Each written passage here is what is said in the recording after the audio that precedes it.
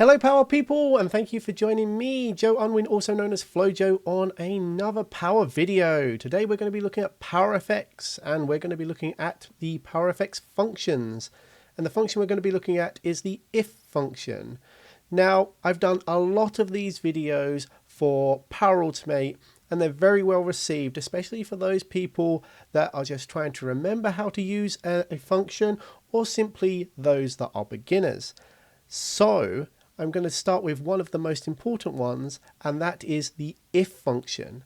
Now, the if function essentially allows you to make a statement, and if something is true or false, return something. But there is much more complexity to it. So as you can see on your screen, I've got the if function and I've got a slider just below it. Now I've got statements here. So in this example, I've got a true only. Now what does that mean? That means if you use this if statement, if parentheses slider1 dot value equals 10, then comma, you will get, if the slider is equal to 10, a true result. So that true result would result in result true. So you can see I've got the speech marks there, the quotation marks, and I've got result true. So if this was set to 10, this if statement is looking at the value of a slider, it's checking the value, so it's using slider1 dot value equals 10, and then if it does equal 10, with the comma, it means that's the first result, which would always be true. If it is true, it will set result true as a string. So if I'm putting that in a label, I'm going to get result true back.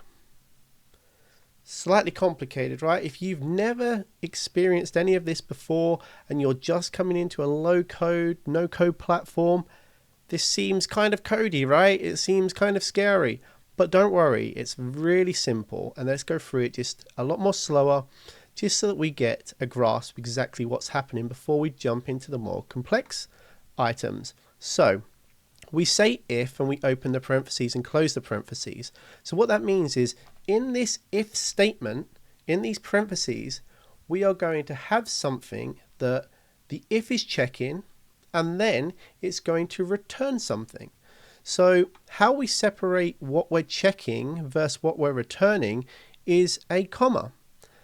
And what we're checking always occurs first. So we say if, the first parentheses, then we use slider1 dot value. That's targeting this slider up here, and it's saying, okay, whenever the value of this slider is then equal to 10, we want to return this result true, because when you have the comma and then the first one, that means true. But then if we added another comma, that would have a false statement, but we'll get into that in a moment. So in this instance, if slider1 dot value equals 10, then we are going to return a string, a word of result true. So what happens if we want to do a false statement then? Let's say we've got a true statement, but we also want a false statement. So if, for instance, the slider is not set to 10, we want it to always display something else. But if it is set to 10, we only want it to display result true. Well, on the right hand side then, you've got the true and false values. So if slider1 dot value equals 10, we are going to return result true, just like we previously looked at. But then we've got another comma, and then we've got result false. So what that means is, if slider1 dot value equals 10, and that's true, we'll get result true. But if for whatever reason slider1 dot value equals something else other than 10, we will get result false. So then you can toggle between if something is true or something is false. And it's really that simple, using an if statement to do a true and false statement. But we can get more complex, of course. So how do we get more complex then? Well, you can have multiple conditions within a true and a false value. So what does that mean? Like, it's slightly confusing. Multiple conditions, true and false values, what does that mean? Well, if the slider1.value is equal to 10, you can use an and slider2.value, so let's say we added another slider, is equal to 20, sorry, then we can do result true. So what this is doing then is it's not just checking one condition of the slider1.value is equal to 10, it's doing an and it's also checking something else, which would be slider2 in this example. So if slider2.value is equal to 20, so let's pretend there's two sliders, one set to 10, one set to 20, then that would be true, so it would return result true. If it's false, let's say slider 2 was set to 30 instead of 20, then we would have result false come back to us. So then it allows you to check multiple different things and then return a true and false statement. Now what this then allows you to do is have multiple checks on something. Let's say you've got a form and you've got certain fields that you want to check if they've actually been completed. You can check multiple things rather than just one text box, for example. Okay, so then how do we get even more complex? Well, with if statements, you can actually have nested if statements. So for example, we could say if slider1.value equals 10, great, the result is true. If it's not, we can then have another if statement inside it saying, okay, oops, I've missed a bracket here, so let's just add that. Okay, so if slider1.value is equal to 10, great, we're going to get result true back. But if not, we're going to start another if statement. Rather than just returning result is false, we can then say if slider2.value is equal to 20, and that's true, even though we're in the false statement at the moment, because we've got another check inside this false statement, instead of returning just a string return false, we are now going to do another if statement, and we're going to say if slider2.value is equal to 20, return result 20 true. However, if slider2.value is not equal to 20, we're going to return result 20 false. So what that allows us to do is instead of just having a true or false return like the multiple condition one over here, looking at different conditions, it allows us to actually have a true and false. So we can have multiple different true and false values back. It allows us to nest if statements and do multiple checks but have different returns for different conditions.